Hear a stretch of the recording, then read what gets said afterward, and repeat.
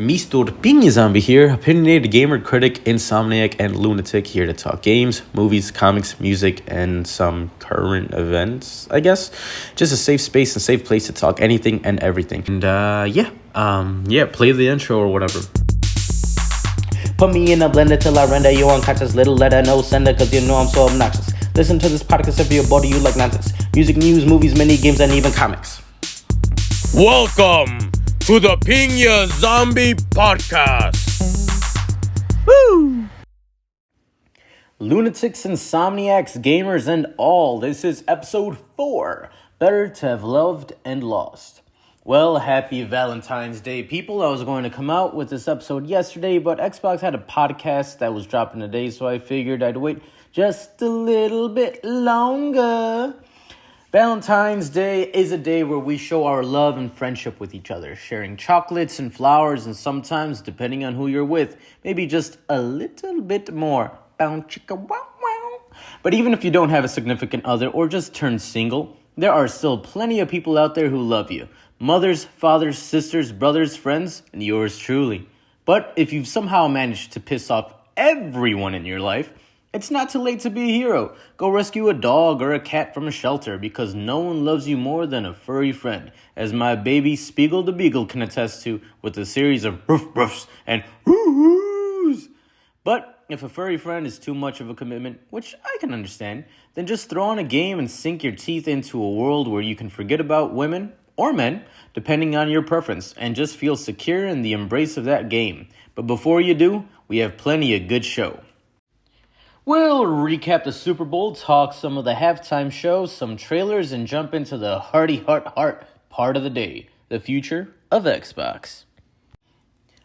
Up first, the 49ers put up a great fight, scoring 10 points to the Chiefs' 3 in the first half. That's when we were graced with the presence of the best guest appearances in the halftime show in recent memory.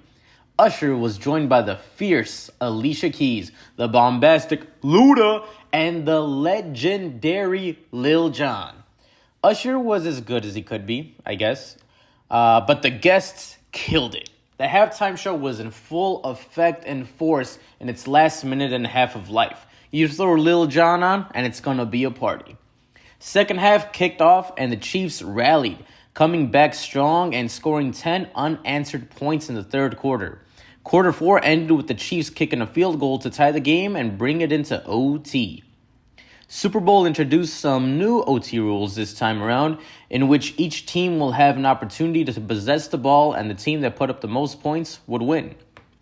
San Francisco was able to win the crucial coin toss and scored a field goal, but the Chiefs took full advantage of the new rules and came back out to play, leading to their eventual touchdown score as the 49ers completely fell apart on defense. San Fran put up a good fight, but the Chiefs ended up taking it in the end, so Taylor Swift fans rejoice. Her team won. Although Kansas City is loving it, I still feel like we all lost.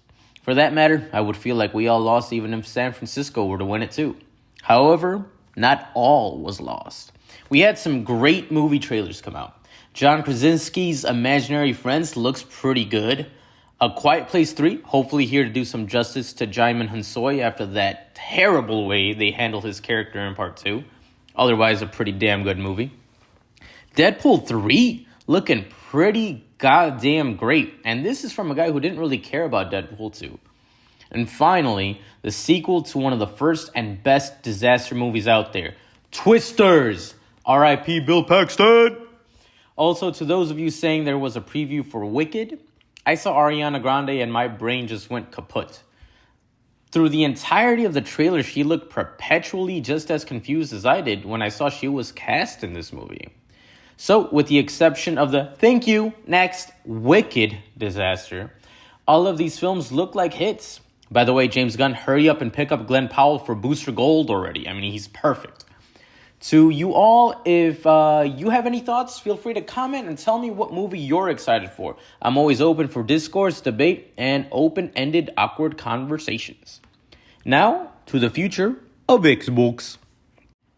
So, Xbox had a live podcast thing today, talking about where Xbox is headed and what we could expect. I say live podcast thing because honestly it played out like Damage Control, which wasn't a bad thing. I actually do not think it was disastrous at all. I think they showed up and had some great quotes and points, which I'm sure were rehearsed, but I think it was a strong showing. So to give a little context to the non-savvy in gaming news, which is completely understandable, although there are millions of gamers out there, gaming news still isn't as easy to follow unless you're actively searching it out. There were a couple of leaks and rumors saying Xbox was going to stop making consoles and start putting their games on other consoles like PlayStation and Nintendo. So why does this matter? Well, people put their trust and money in Xbox, and for their loyalty, they want to be rewarded with exclusive games, which isn't ridiculous. But if you can buy any and all Xbox games on the PlayStation, why invest money in an Xbox when you can get a PlayStation and play everything you want from both worlds? There were rumors that Xbox would just become a streaming service like Netflix and just sell games via Game Pass or the like. It makes sense as a business decision. Don't put money in hardware when you know you can save that money and have more people just buy your games. If you're looking at Xbox and are purely looking at the numbers, it makes sense to forego a console that is not beating its competition at all. So the rumors had some weight behind them. So out came Damage Control. Phil Spencer, CEO of Microsoft Gaming, pretty much the face of Xbox, Sarah Bond, president of Xbox, and Matt Booty, head of Xbox Game Studios.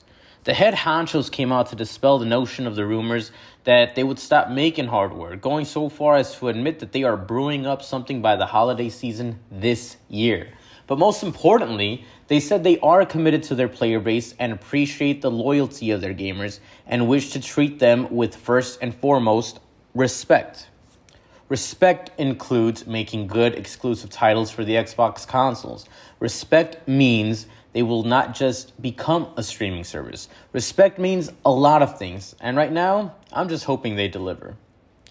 As of right now, there will be up to 4 games that will see new life on the PlayStation and Nintendo that were originally exclusive to the Xbox franchise.